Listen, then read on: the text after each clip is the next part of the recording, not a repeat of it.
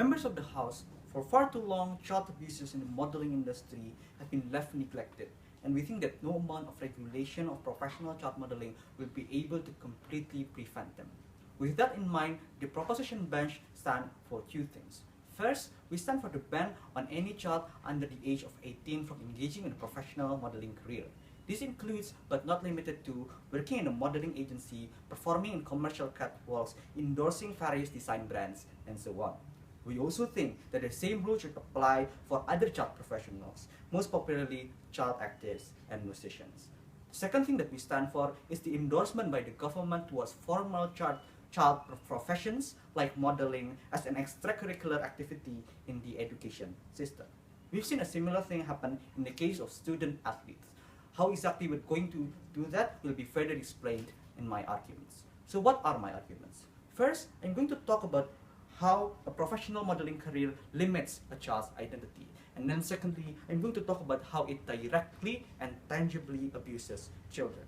My second speaker will then talk about how the modeling industry will evolve following our policy.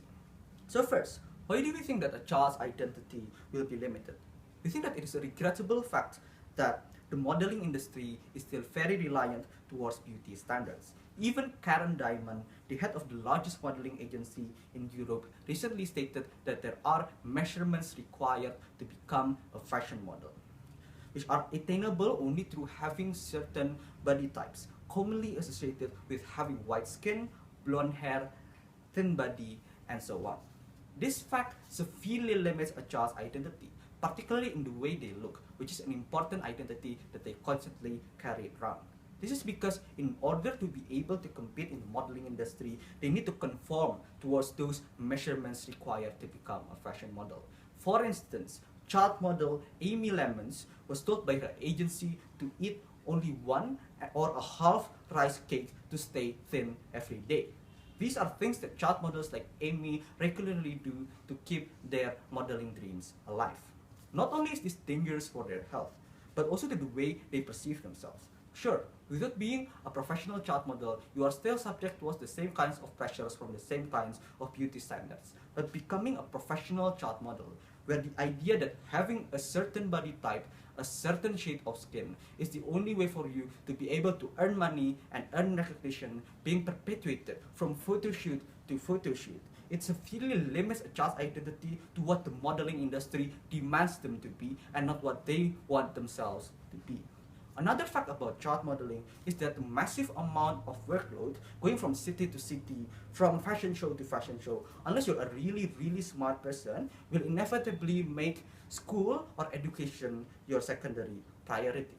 This is problematic because we never know whether or not becoming a professional model is actually the true identity, the true desire of a child. Because in many cases, we see that children are actually pushed by their parents to become models. And in the end, they are forced to go along with it as their lives have already revolved around only modeling and in the end making it their only career option.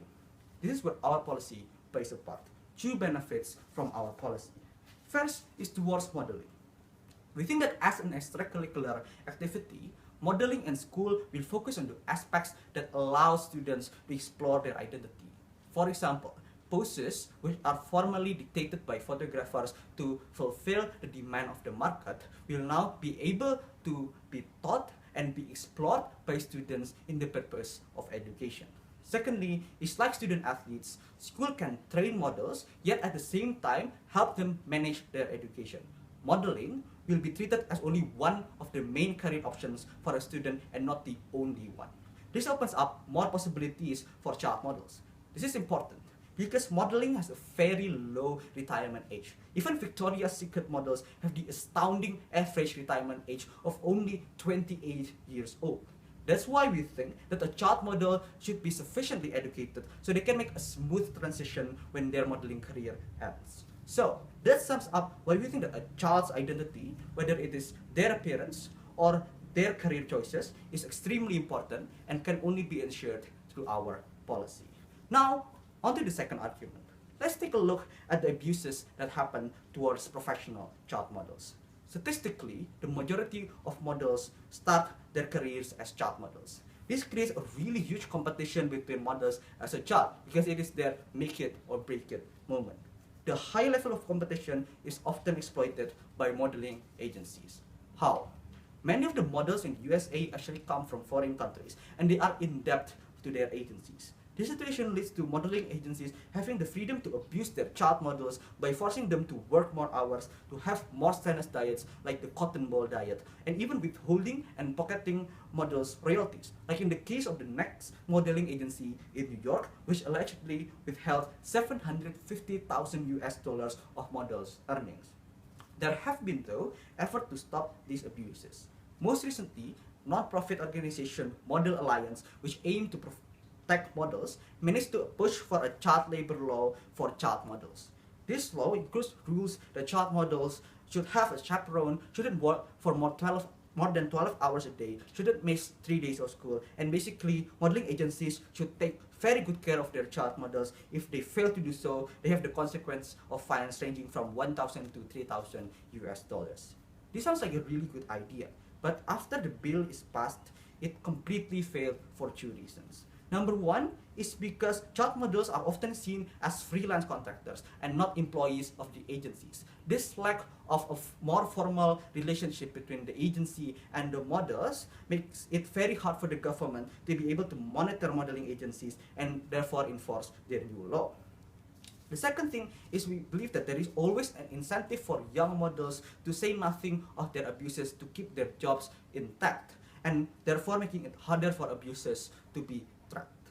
Now, another kind of abuse is sexual abuse. Sarah Ziff, a former professional child model, wrote in an article that she was routinely asked to pose topless in a seductive manner in the age of 14.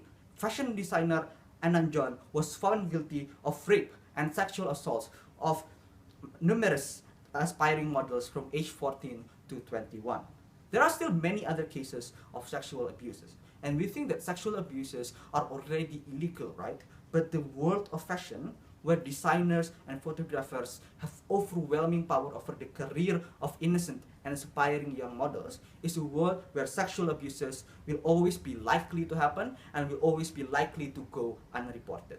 So because no amount of regulation is able to completely erase child abuses, the only solution is to go with the proposition bench and ban professional child modeling. In the end, what have we told you?